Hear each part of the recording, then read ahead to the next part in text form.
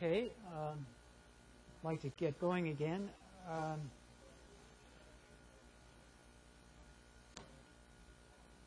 So I won't spend a lot of time on this slide here, just the basic idea of a regression analysis is, you know, we want to find if there's a correlation between two variables, and in this case the variable is the S index, and we don't necessarily expect that the correlation will be perfect, because usually there are other complexities that give rise to variations that are not going to be captured by the S index. So the way for proceeding is, if we're assuming a linear correlation, as we will, is that there are some true coordinates, xt and yt, and we don't actually get to see those true coordinates because of measurement uncertainty. So we measure, so there's xti, we measure xi. But in setting up the model, we will think in terms of initially of the true variables. And so if we knew the true xti and we assume a linear model, then the true yti corresponding would be related to the alpha, the intercept and slope, and would only differ from that because of this extra noise term, right? And this extra noise term is assumed to be Gaussian or normal, and sigma is treated as an unknown model parameter. So we're allowing for the fact that in regression analysis there's often some other variable that we should have included but didn't, and as a result we can't fully explain the behavior of the y's, and so we will assume that that we can model that with an added Gaussian with an unknown sigma.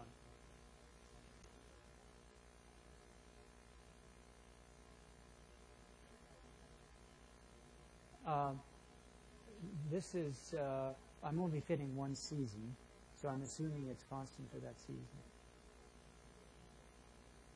Yeah, I'm assuming it's constant. They're all identical. IID. Oh, no, but this is the relationship between the true hidden variables. The error that you're thinking of is here. Okay, so the true hidden variable xti is related to the observed variable xi through a noise term, an uncertainty term, which we do specify, and that's given us. So we know what the uncertainty is on all the S index measurements.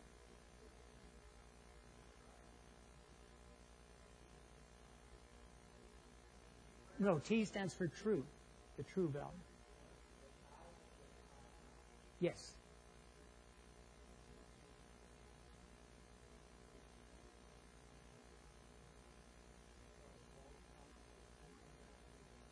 Yes. Well, sorry, the epsilon, there is an epsilon I, they're drawn from an IID distribution. Okay. Yeah, otherwise, no, they don't all go up in a correlated fashion. That's sorry. Okay. So then that's the relationship between the true values of these quantities, which we don't get to see, and so some people call them hidden variables, other people call them latent variables. I think there's a distinction which probably is not very important between those two, but anyway, this is the quantity that we observe in the S index. This would be the ith value, and it's related to the true value through a measurement uncertainty term here. And likewise for y. And so in the Bayesian analysis, we eliminate these hidden values by a process called marginalization. So we need to specify prior for each and integrate the joint posterior probability distribution over their possible values. And this is just, I've think, may help in illuminating how we handle these hidden data or hidden variables. So to handle the hidden values of the x of t, the independent variable, we must first specify our prior information. As a first guess, we might assume an independent uniform prior and specify some large prior range from minus c to plus c that we are confident that the xt values fall within. Suppose that the first n samples of xi fall within a much smaller range of 0.01c to 0.1c. Do we really believe now that the next xti is likely, or the xi is next likely to be anywhere in that range of minus c to plus c? So another choice for the prior is to choose what we refer to as an informative prior, like a Gaussian or a mixture of Gaussians, and learn about the mean and variance of the Gaussians from the measured samples. This leads to a probabilistic dependence among the xti values that implements a pooling of information that can improve the accuracy of inference. Each xi measurement bears on the estimation of the unknown mean and variance of the population of xt values, and thus indirectly each measured xi bears on the estimation of every other xti by a kind of adaptive correction. This is referred to as borrowing strength from each other and avoids the bias estimate of the intercept and slope common in ordinary least squares. So this is exactly the same as Tom is referring to as shrinkage, is another term for it. So multi-level models can have enough parameters to fit the data well, while the choice of informative prior for the hidden parameter structure structures some dependence into these parameters, thereby avoiding problems of overfitting. So this is just an overview of the multi-level model that I'm using in this. And remember from the earlier discussions, the solid lines here, these nodes, well, the solid lines denote the conditional dependencies between the nodes. The dashed arrows represent deterministic conditionals, and the absence of a connection denotes conditional independence. So here's the observation plane, the measurement plane. Here's the hidden variables plane, and these are our model parameters, alpha and beta, and sigma to some extent. We're interested in that. Whereas in this particular case, for the XTIs, I'm using a mixture of Gaussians. In this problem, I've just used two Gaussians. I might have got away with just a single Gaussian, but I have two Gaussians, and so I've got for each Gaussian a mean and the equivalent of a sigma, and then there's a term here which is the probability of drawing from one of the Gaussians as opposed to drawing from the other one. So 1 minus pi would be the probability of drawing from the other Gaussian. But we're going to use an informative prior for these means by having yet another prior up here with nuisance parameters mu naught and mu. So basically we're saying that these two Gaussians that we're using to model the XTIs themselves are drawn from another prior up here. And so here are the conditional probabilities that I used. You can see this is the probability for the mean of the kth Gaussian from which we draw XTI values. Depends on the mu naught up here and the u of this one, where mu is the center and u is the sigma. And this is a normal again. Then there's the probability for the taus of these Gaussians. And here I'm using a scale invariant prior with a knee in it, like I talked about before. And I use a scale invariant prior with a knee in it for u, this sigma up here. Directly prior for the pi's. And In this case, it's very simple. It just means that if pi 1 is 0.7, pi 2, since I've only got 2, is 1 minus 0.7, right? Okay, so let's move on to the next plot. So here now is the regression, Bayesian regression analysis. Now, you can do this regression analysis in two different ways. In one way, you analytically marginalize over the hidden variables, the xt's and the yt's. And using the priors that I've adopted here, you can do that analytic marginalization without any difficulty. And then you can, then get posteriors for the slope and the intercept and the sigma. An alternative is you can, instead of marginalizing over the xt's and the yt's, you can treat them as additional parameters. And you can then infer the probability distribution for each one individually. Okay? And so here we see the raw data, and here is the best, well, this is the mean straight line or regression line with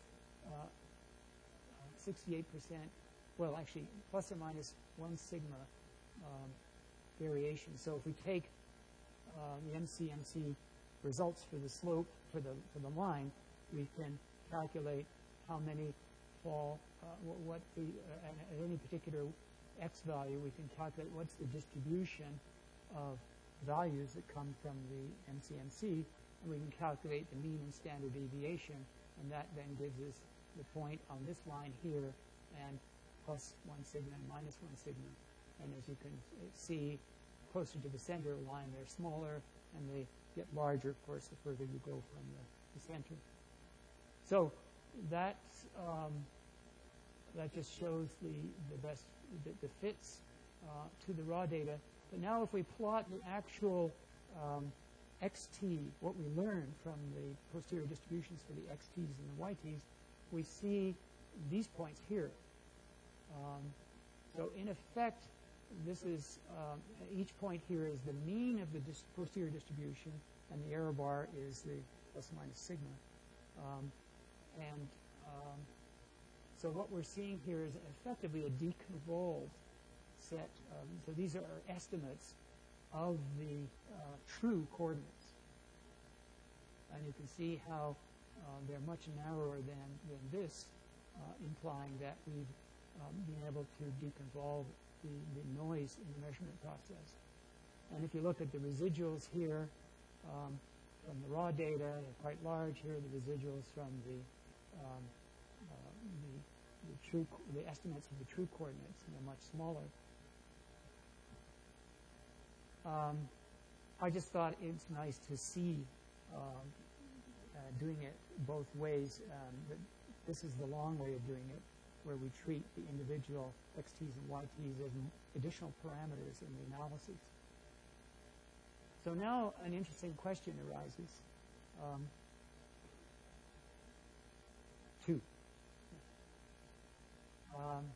Now an interesting question arises. Given this regression, what is the best way of estimating the correction?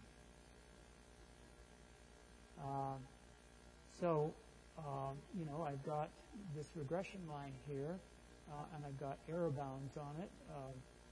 So I could simply take one option is to take the measured x coordinates as opposed to these true estimates.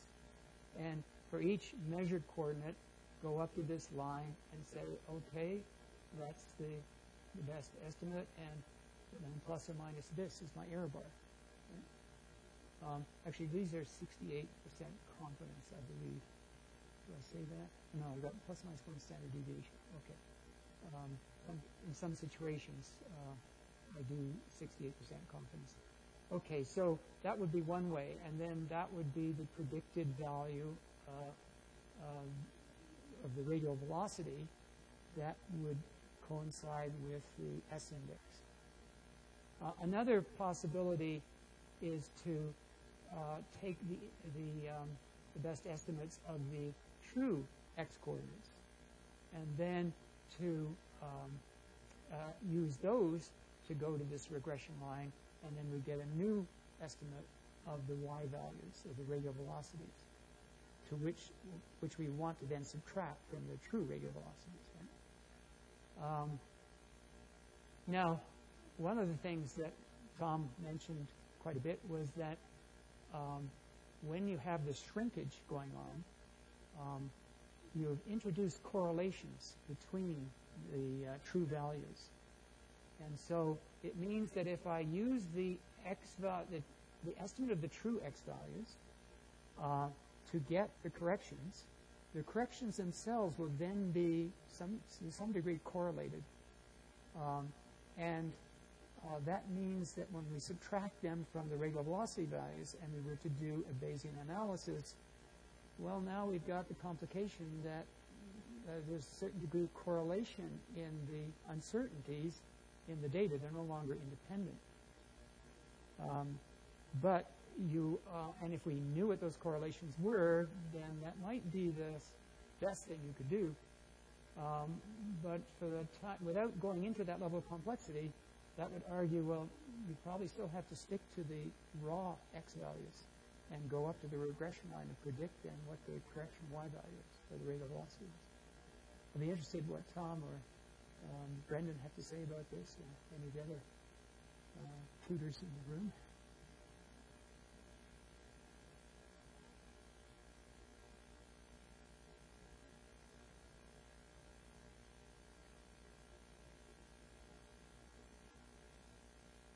Well, what's your instinct on this one?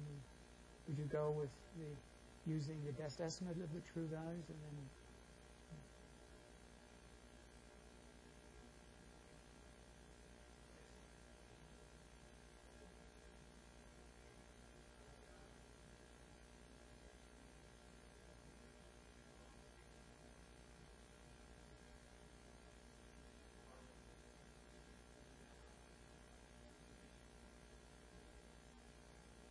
So, I mean, so the YTs, of course, you wouldn't want to use those YTs because they could include information from other planets. But the question is whether to use the XTs. I mean, you've got a regression line, but you have to use some X coordinate in order to get the Y coordinate. And the question is whether or not you use the best estimate of the true coordinate, which will be they'll be correlated amongst themselves to some degree.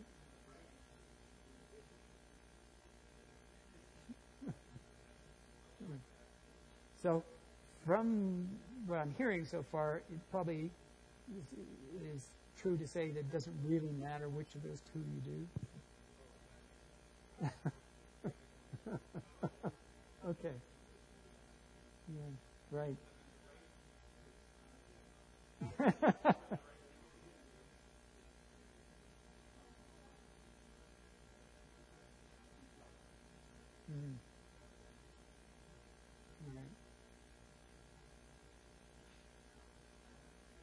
Okay. So, since this is preliminary, I actually used the true estimates of the XT, and then extracted from the regression line what the radial velocities were. But I wanted to throw that out to see if there's some clear answer that's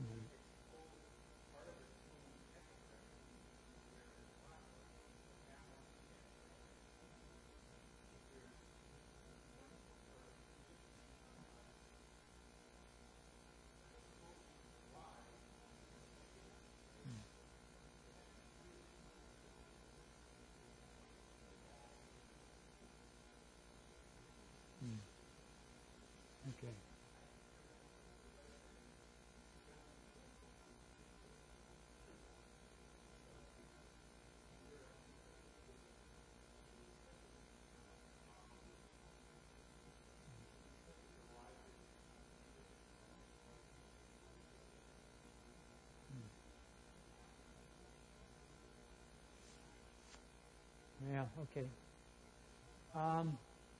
This just shows you the correlation coefficient between the two-planet RV residuals and the S index. And the solid vertical line shows the correlation coefficient derived from the raw RV S index values.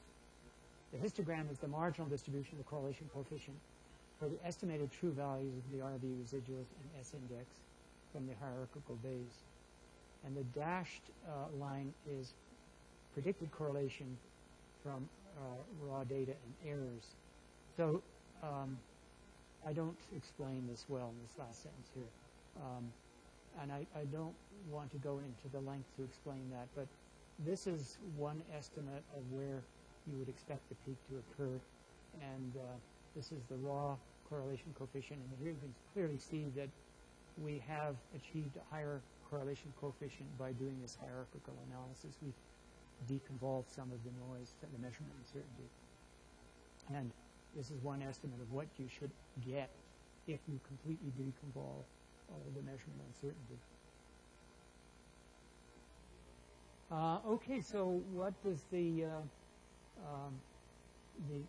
what's the difference between the corrected and the uncorrected radial velocity? So here, the black up here are the uncorrected radial velocities. And remember, these are the S index values. And now when we correct,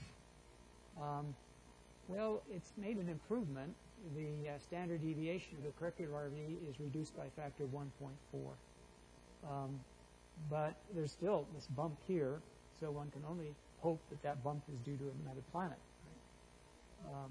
And so we don't want to remove everything, we just want to remove what we can justify. So, okay, now if you reanalyze the corrected data, and I've only been able to correct one season out of 4 or 5, because I didn't find a correlation of any significance in the others. So it may not make much of a difference in the result, but let's have a look. So here's now, before the correction of the radial velocity data, this is number of signals, the Kepler model, and you can see it argued for 6 signals, 6 relatively significant signals comparing these Bayes factors. So after, okay, and this is what the Kepler periodogram looked like for the raw data. So you see clearly 6 well-defined period peaks, no grass, everywhere else. So, and here's the eccentricity versus period, and this is the generalized Lomskargel for the 6-planet fit residuals, and basically it's probably consistent with white noise.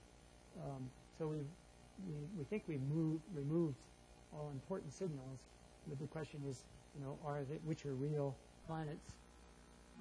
After correction, I won't say much about this because I run out of time here, but for the Kepler models, we see that now we're getting significant up to 5, and it's no longer significant. So we've lost the 39-day signal, has gone in significance, right? Of the remaining, the 53-day signal is the second harmonic of the rotation period. The rotation period was 106 days. So we can cross that off.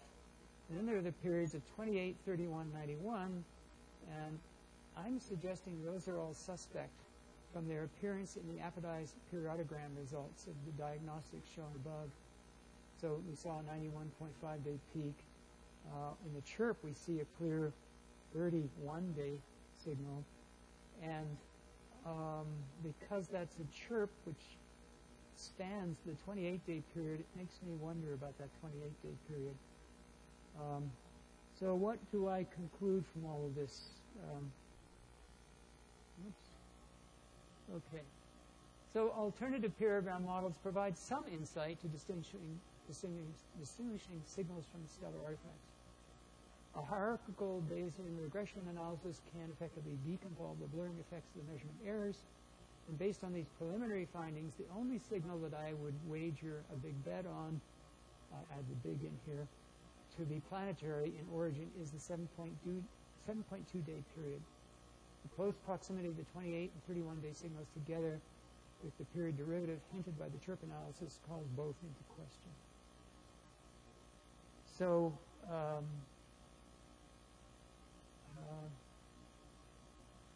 that's really what this pilot study is suggesting to me.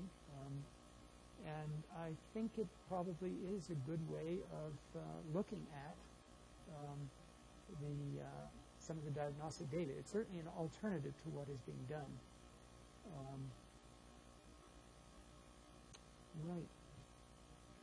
And I think that pretty well ends what I wanted to say, except if I can take another, well, we're not quite finished yet, to go back to my FNCNC software.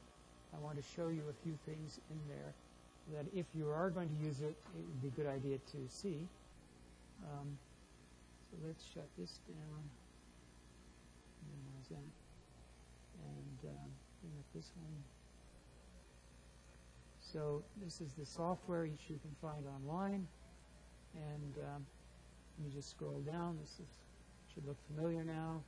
So we initialize program values, starting parameter values, prior search range for base factor calculation, gene boundaries. And then we have to, of course, specify the likelihood and any normalization factors for the prior. And then there are many things you're not supposed to change. Now, in the bottom of this program, down at the close to the very end, I have a section here on nested restricted Monte Carlo. So here's where you can calculate base factors, marginal likelihoods. And it says if you're going to use this, you need to have executed various other steps prior to this, right? You can't just sort of jump to that. You have to execute those steps. Here's part of it is, of course, determining, remember, we have to determine the various credible region hypercubes. So we compute the 99% credible region, 97, 95, and so on, down to 30. And then there's trial 1. So we do one trial, and there's 5 of them all together. And then we display the results. And so here's a display of the results. So here are the actual values that we got on that particular run. You can see the scatter in the data. Here's the mean value.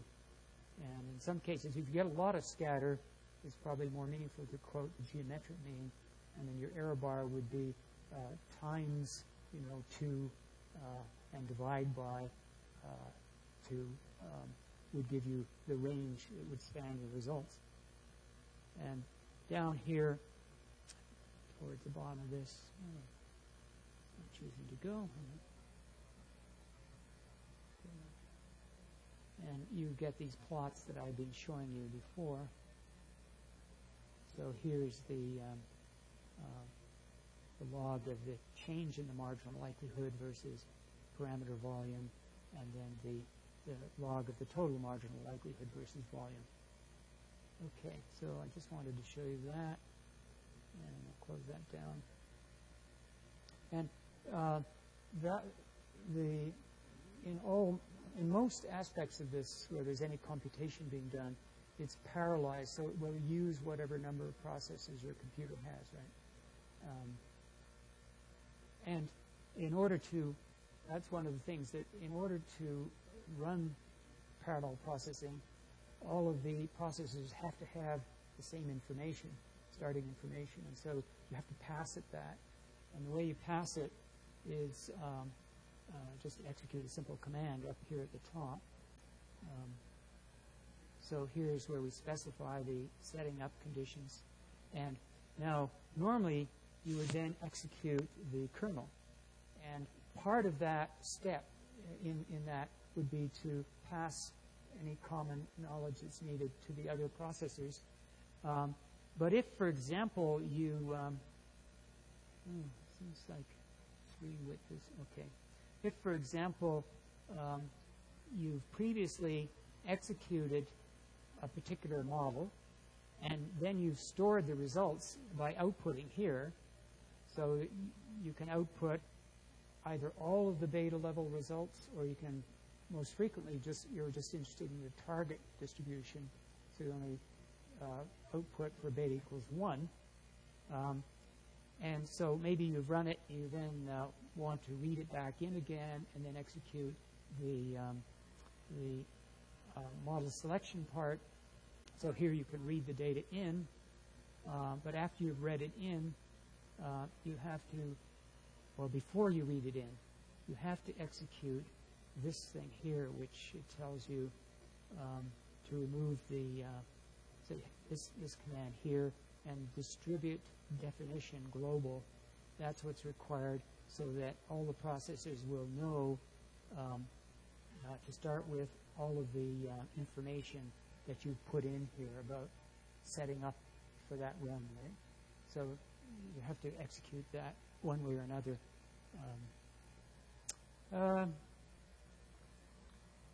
Now, another important thing here is, well, what exactly is the format of the data? I might want to run Gregory's FMCMC, but I may want to pass the results to some other totally different program that I'm really conversant with. And so if you look at this item here, extracting model parameter samples for the beta equal 1 MCMC chain, it has here a template that explains what column contains what information, so that you can then, when you output the file and you input it into your program, you'll know what the different columns mean for calculating whatever you want to do. One thing that might be of interest here is after you've run the MCMC, it'd be nice to look at, well, what was the acceptance ratio? How well did the automatic I-proposal system work? And how well did the C-proposal system work? How frequently were swaps accepted, right? So all that kind of diagnostic information is available. So here's the acceptance ratio, and there's 8 of them because there are 8 parallel chains. And you can see all these acceptance ratios. Well, the optimum is around 25%, 24 or 25%. Here in this particular run, well, the beta equal 1 was at 18%. This was 20, this was 23, 37, 42, 34, 28, 25. So they weren't, I don't worry about them being spot on 25% if they're reasonably close. And I have one option in the control system, a switch that I can throw, which allows the MCMC to take more time and get it right, so that if you throw that switch, these things will all end up being very close to 25, but it requires a few more iterations, and sometimes I want more speed than I want to get everything precisely right in terms of acceptance ratios. Now, as far as the swap rate is concerned, here are the swap rates. So between the top chain, the target chain, and the next one below it, we're getting a swap rate of 54, 55%, and then 35%, 23, 57, 70, 69, 20.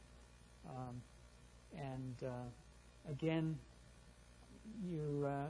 I haven't found a very strong sensitivity on the swap rate and the behavior of the results.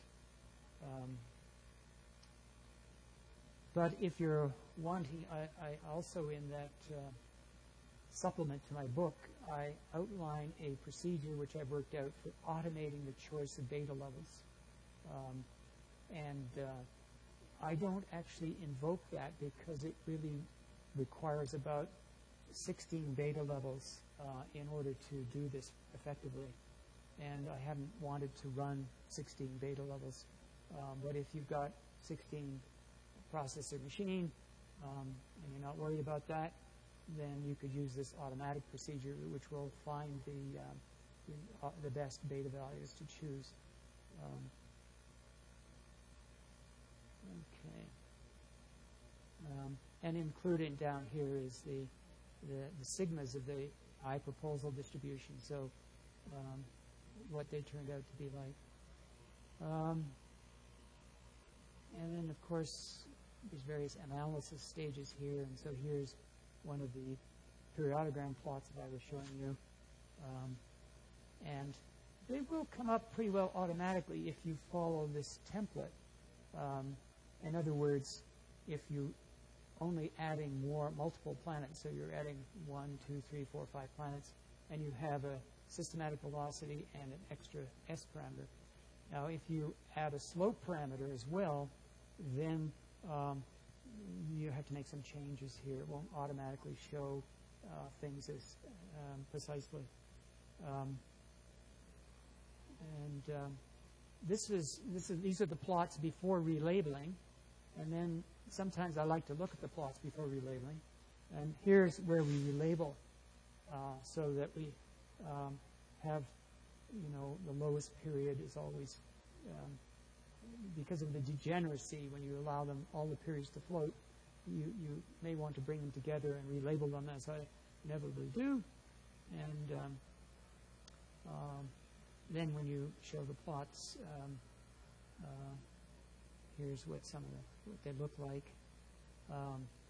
Even though I've relabeled, because this is a two-planet model, two-period model, and there are actually three periods that are of interest, you don't get this line here being a unique color anymore, because there are three options and there's only two. The parameters only allow for two. What else can I show you here? This is where we do the calculate the marginal distributions in this segment here. If you scroll down there, you'll see these marginal distributions. Here's a subset of them.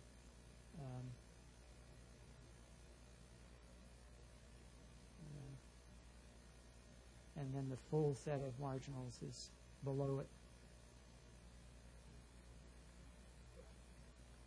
This includes all the angular parameters.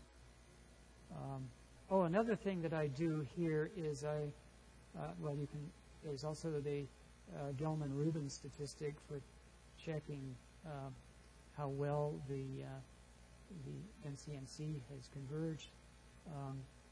And also, I use, in addition to the NCMC results, if what you're interested in is the mode of the joint distribution, the NCMC results don't necessarily give you the highest point, because there's not a lot of probability associated with that. It turns out that because I'm also using the genetic algorithm, it invariably is able to get up there close to the peak.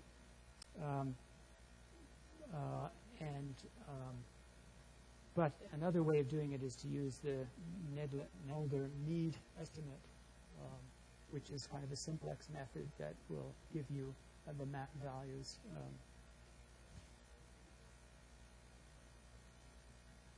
No?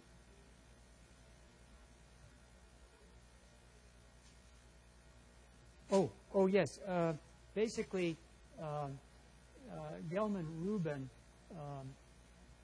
when it applies to a single chain MCMC, you need to run multiple runs. So what I argue is that because of the parallel tempering, you're effectively restarting the top-level chain or whatever chain multiple times. So if you simply divide the results from a given chain into, say, 10 parts, then you can run it through Gelman and see what kind of statistic you get.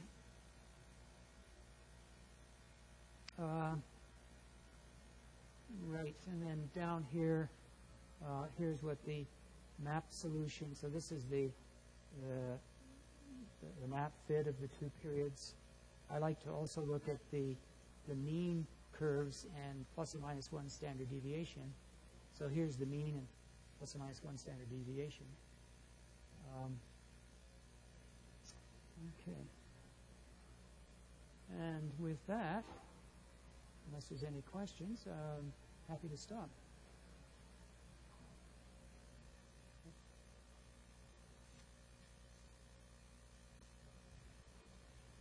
I think I'm 7 minutes over.